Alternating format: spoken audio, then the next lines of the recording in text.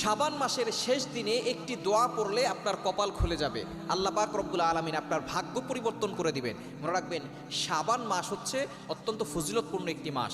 নবীজি সাল্লাল্লাহু আলাইহি সাল্লাম এই মাসে সবচেয়ে বেশি রোজা রাখতেন, কেননা তার পরবর্তী মাস হচ্ছে রমজানুল মুবারক মাস, সবচেয়ে ফজিলতপূর্ণ মাস।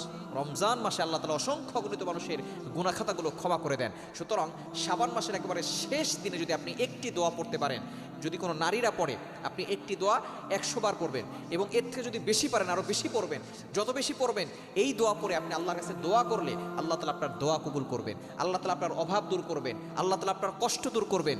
এরপরে আপনার সন্তান কথা শুনে না, আপনি এই আমলটা করে দোয়া করলে আল্লাহ তাআলা আপনার সন্তানকে বাধ্য করবেন। এবং অনেক সন্তানের ভিসা হচ্ছে না, আপনি এই দোয়াটা করে আল্লাহর কাছে দোয়া করলে আল্লাহ পাক রব্বুল আলামিন আপনার সকল দোয়াগুলো অ্যাকসেপ্ট করবেন, কবুল করে নেবেন।